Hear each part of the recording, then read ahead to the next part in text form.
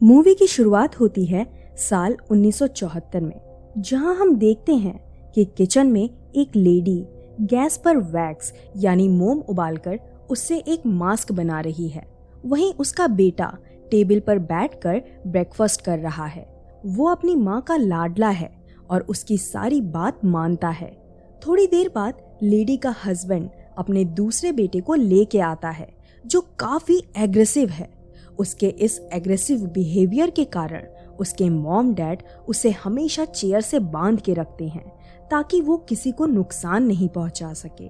अब हम present time में आते हैं, जहां 6 फ्रेंड्स एक फुटबॉल मैच देखने के लिए किसी दूसरे सिटी में जा रहे होते हैं। पेज अपने बॉयफ्रेंड ब्लेक के साथ एक कार में है और कार्ली अपने बॉयफ्रेंड वेड, अपने भाई निक और फ्रेंड डेल्टन के साथ दूसरे कार में है। कुछ देर आगे जाने पर उन्हें रास्ता बंद दिखाई देता है, इसलिए वो लोग दूसरे रास्ते से जाने लगते हैं, जो काफी सुनसान दिखाई देता है। कुछ देर ड्राइव करने के बाद ये लोग गाड़ी रोककर रेस्ट करने का सोचते हैं और एक जगह कैंप लगाकर सारे एंजॉय करने लगते हैं। तभी कार्ली के भाई निक और उसके बॉयफ्रेंड वेड में कहासुनी हो जाती है और कार्ली बात को बढ़ाने से रोकती है। दरअसल निक को कुछ महीने पहले कार चोरी के जुर्म में पुलिस पकड़ कर ले गई थी और वो जेल में सजा भी काट चुका था। निक को लगता है कि उसकी बहन कार्ली ने उसे जेल से छुड़ाने में उसकी कोई मदद नहीं की, इसलिए वो उससे और उसके बॉयफ्रेंड वेड से नफरत करने लगता है। जबकि असलियत में कार्ली को निक के अरेस्ट के बारे में कुछ भी पता नहीं होता। निक के बुरे बिहेवियर के कारण वेड भी उससे नफरत करता है और उनके साथ आने से ऐतराज जताता है। लेकिन निक सिर्फ उसके क्लोज फ्रेंड ब्लेक के कहने पर उनके साथ आया हुआ होता है। अब कुछ समय बाद वहाँ जोर से हवा चलने लगती है और एक अजीब सी स्मेल आने लगती है। उन्हें लगता है कि शायद जंगल में कोई जानवर मरा होगा और उसे वो लोग इग्नोर कर देते हैं। फिर कुछ देर बाद वहाँ एक ट्रक आकर उनसे थोड़ी दूर रुकता है, पर उसमें से कोई बाहर नहीं आता। सारे लोग हेडलाइट्स की रोशनी से फ्रस्ट्रेट होकर उसे लाइट्स बंद करने को कहते हैं, लेकिन गाड़ी का ड्राइवर उन्हें कोई जवाब नहीं देता। उसके बाद निक एक बियर की बोतल गाड़ी की ओर फेंकता है, जिससे उस गाड़ी की हेडलाइट टूट जाती है और गाड़ी वहां से चली जाती है। फिर रात में जब सारे टेंट में सो रहे होते हैं, तभी कोई कैमरे से उनकी रिकॉर्डिंग करने लगता है। दूसरे दिन वहां से निकलने के लिए सारे रेडी होने लगते हैं, पर डेल्टन को पता लगता है कि उनका कैमरा वहां पर नहीं है। वेड भी देखता है कि किसी ने उनके कार की कोई वायर काट दी है, जिससे कार स्टार्ट नहीं होती। दूसरी ओर दोनों लेडीज जंगल में वॉशरूम के लिए जाते हैं, तभी उन्हें वहीं कल रात वाली स्मेल आने लगती है। कार्ली अब पता लगाने के लिए उस स्मेल को फॉलो करती है और उसकी फ्रेंड पेज भी उसके पीछे जाने लगती है। कुछ दूर जाने पर कार्ली फिसल जाती है और मरे हुए जानवरों के ढेर में गिरकर फंस जाती है। अब जैसे ही वो वहां से बाहर आने की कोशिश करती है, उसे उस ढेर में एक इंसान का हाथ दिखाई देता है और वो चिल्लाने लगती है। उसकी आवाज सुनकर उसके सारे फ्रेंड्स वहां आकर उसे वहां से बाहर निकालते हैं। इतने में वहां एक ट्रक आकर रुकता है और सारे चेक करने लगते हैं कि कहीं ये कल रात वाली ट्रक तो नहीं है। लेकिन फिर ट्रक की हेडलाइट ठीक दिखने पर पता लगता है कि ये कोई और ट्रक है। अब उस ट्रक का ड्राइवर बाहर आता है और गाड़ी में पड़े कुछ मरे हुए जानवरों को उसी ढेर में फेंकने लगता है। ये देखकर सारे लोग उससे उस ढेर में पड़े इंसान के हाथ के बारे में पूछते हैं। तब वो जाकर उस हाथ को उखाड़ता है और हंसकर कहता है कि वो नकली है और लकड़ी का बना हुआ है। उसके बाद ब्लेक नोटिस करता है कि वो लोग फुटबॉल मैच के लिए लेट हो रहे हैं, इसलिए वो सारे लोगों को वहां से चलने के लिए कहता है। लेकिन वेड अपनी कार वहीं छोड़कर जाने से मना करता है और उस ट्रक ड्राइवर को किसी शॉप तक लिफ्ट देने को कहता है। अब वेड और कार्ली कार पार्ट्स लेने के लिए उस ड्राइवर के साथ जाने का सोचते हैं और बाकी सारे फ्रेंड्स फुटबॉल मैच देखने के लिए आगे निकल जाते हैं। अब ट्रक से जाते वक्त कार्ली नोटिस करती है कि उस ड्राइवर के पास एक नाइफ है, जिसके पूछने पर वो बताता है कि उसने वो जानवरों को मारने के लिए रखा है। कुछ देर बाद ड्राइवर उन्हें नदी के पास ड्रॉप करता है और दोनों वहां से चलकर जाने लगते हैं। दूसरी तरफ ब्लेक और उसके फ्रेंड्स बहुत ही बुरे ट्रैफिक में फंसे हुए हैं और फ्रस्ट्रेट होने लगते हैं। यहाँ कार्ली और वेड एक टाउन में आते हैं और गैस स्टेशन के पास रही शॉप में चले जाते हैं। अंदर जाकर देखने पर वहाँ उन्हें कोई नहीं दिखाई देता और तभी ब्लेक कार्ली को कॉल करके बताता है कि ट्रैफिक की वजह से मैच में लेट होने के कारण वो लोग वापस लौट रहे हैं और इन दोनों का वही कल रात वाली कैंप साइट पर वेट करेंगे। फिर कार्ली और वेड पास में ही दिख रहे चर्च में जाकर किसी की हेल्प लेने की सोचते हैं और देखते हैं कि अंदर किसी का फ्यूनरल चल रहा है। अब दोनों बाहर आकर वेट करने लगते हैं। तभी चर्च से एक आदमी आकर उन्हें कुछ देर और वेट करने को कहता है। तब तक ये दोनों पास में ही रहे वैक्स म्यूजियम में विजिट करने जाते हैं। अंदर जाने पर वो देखते हैं कि उस म्यूजियम की सारी चीजें वैक्स से बनी हुई हैं, यहाँ तक कि वहाँ के जमीन और दीवारें भी। वहाँ पर रहे वैक्स के स्टैचूज को इतने बारीकी से बनाया हुआ था कि मानो वो सारे एकदम रियल हो। फिर वहाँ वेड को एक कुत्ते का स्टैचू दिखाई देता है और वो उसे देखने के लिए उसके पास जाता है, लेकिन जैसे ही वो उसे छूने जाता है वो कुत्ता उस पर भौंककर उसे डरा देता है। फिर कार्ली नोटिस करती है कि वहाँ बनी सारी चीज़ों पर विंसेंट नाम लिखा हुआ है।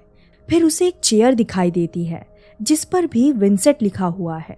दरअसल ये वही चेयर होती है जिसे हमने मूवी के शुरुआत में छोटे बच्चे को बांधते हुए देखा था। उसके बाद जब कार्ली आईने में देखती है तो उसे बाहर से कोई झांकते हुए दिखाई देता है।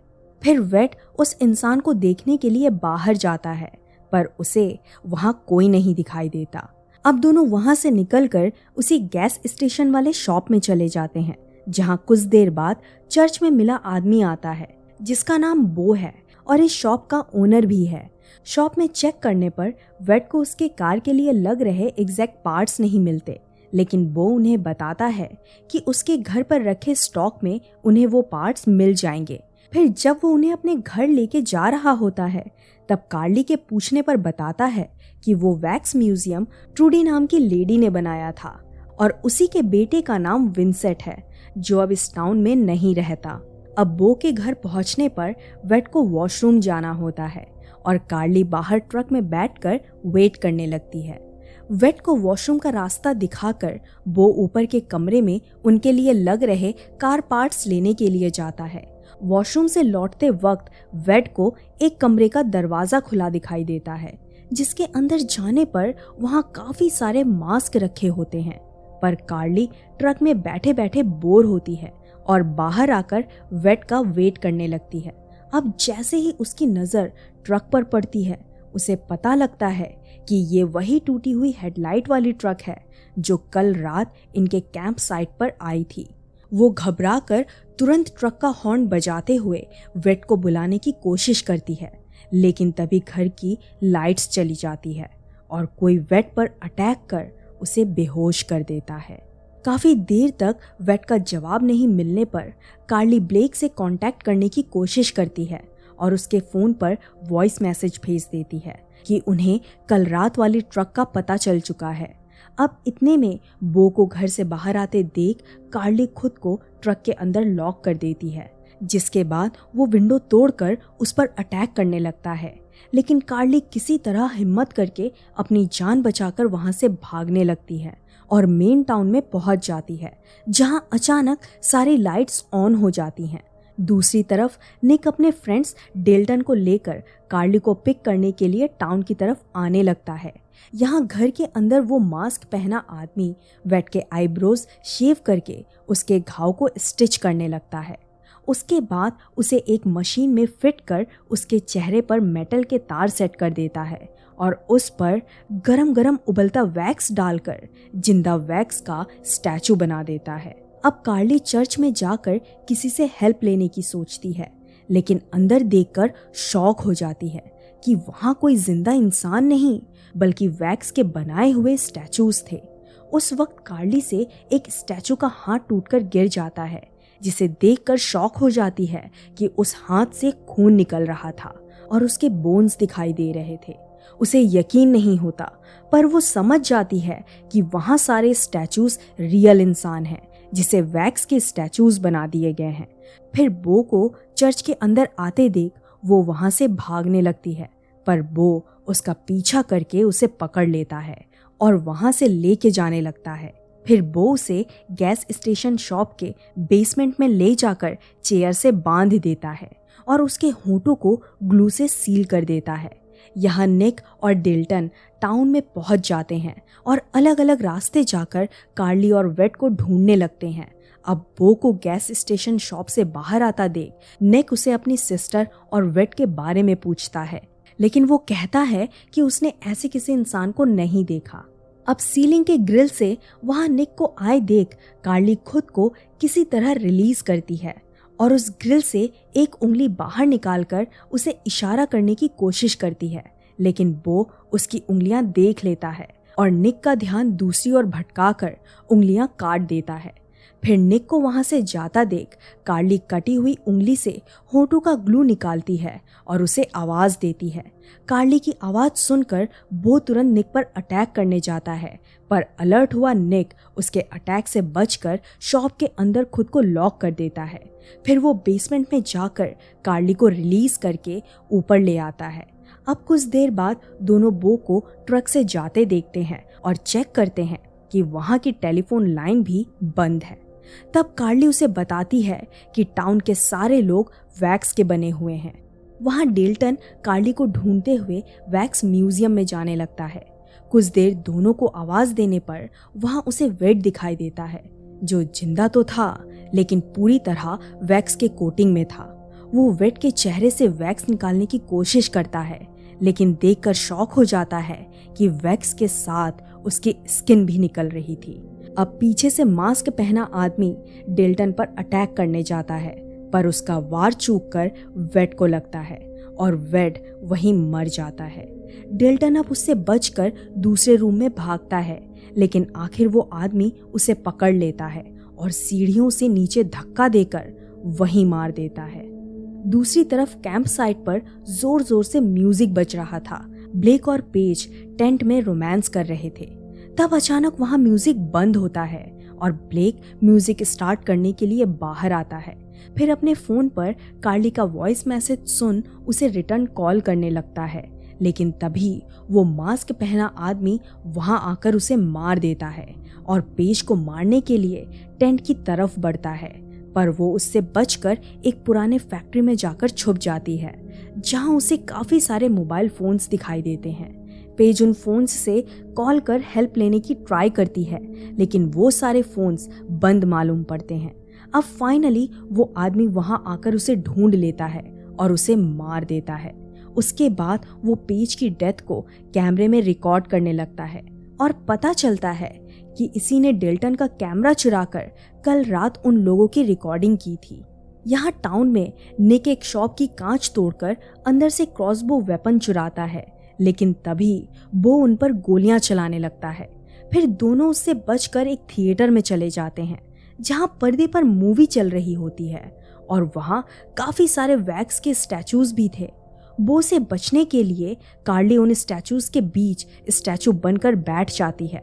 अब बो अंदर आकर स्टैचूज को गिनने लगता है, जिससे उसे पता चलता है कि वो लोग वही हैं।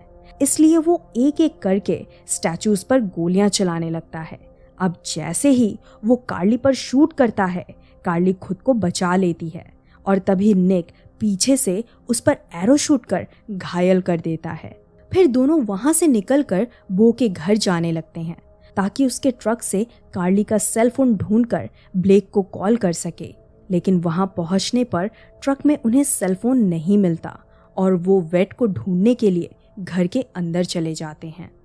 अब अंदर जाकर चेक करने पर कार्ली को एक फोटो मिलती है, जिसमें दो बच्चे आपस में जुड़े हुए थे और वहां पुराने न्यूज़पेपर का आर्टिकल भी था, जिसमें हेडलाइन थी कि दो जुड़े हुए जुड़वा बच्चों को ऑपरेशन से सक्सेसफुली अलग कर दिया गया है। अब अचानक वहां बुरी तरह जख्मी हुआ बो आ जाता है, जिसे देख दोनों छुप जाते हैं वो किचन में जाकर अपने बॉडी पर लगे एरोज को निकालता है और उस पर ड्रेसिंग करने लगता है। उसी वक्त वहाँ मास्क पहना आदमी ब्लेक और पेज की डेड बॉडीज को लेके आता है, जिसे कार्ली देख लेती है।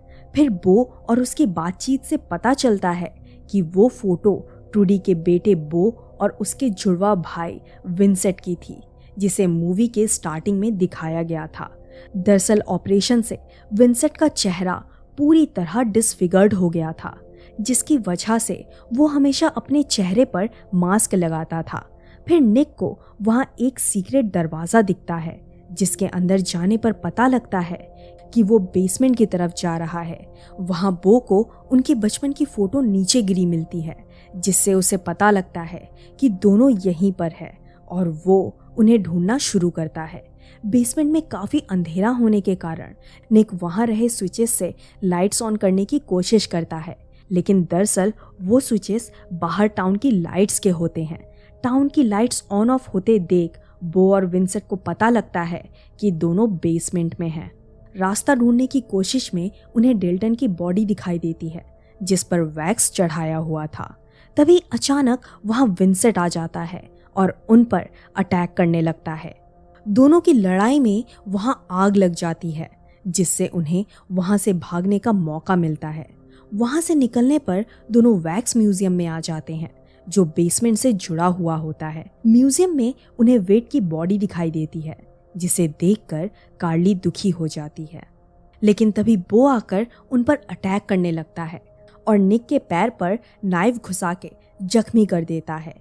म्यूजियम बेसमेंट से जुड़ा होने के कारण वहाँ की आग म्यूजियम में भी फैलने लगती है और म्यूजियम मेल्ट होने लगता है। फिर कार्ली बेसबॉल बैट से बो पर अटैक करती है और उसे मार देती है। अब अपने भाई को मरता देख विंसेंट कार्ली पर अटैक करने जाता है और वो उससे बचने के लिए म्यूजियम के टॉप फ्लोर पर चली जाती है। विंसेंट उसका पीछा करते हुए उसके पास पहुंच जाता है। तभी कार्ली उसे गुमराह करने के लिए उससे कहती है कि साइको वो नहीं बल्कि उसका भाई बो था, जो उसका फायदा उठाकर उससे सारे गलत काम करवा रहा है। दरअसल कार्ली जब म्यूजियम से भाग रही थी, तब उसने विंसेंट और बो की बचपन की चेयर देखी थी, जहां बो की चेयर पर खून के निशान थे, जिससे ये पता चलता है कि मूवी के शुरुआत में जिस बच्चे को उसके माँ बाप एग्रेसिव बिहेवियर की वजह से बांध के रखते थे, वो दरअसल बो था। अब विंसेंट कार्ली की किसी भी बातों पर ध्यान नहीं देता और उस पर अटैक करने जाता है, लेकिन तभी वहां निक आकर विंसेंट से फाइट करने लगता है और उसके चेहरे का मास्क निकालकर फेंकता है।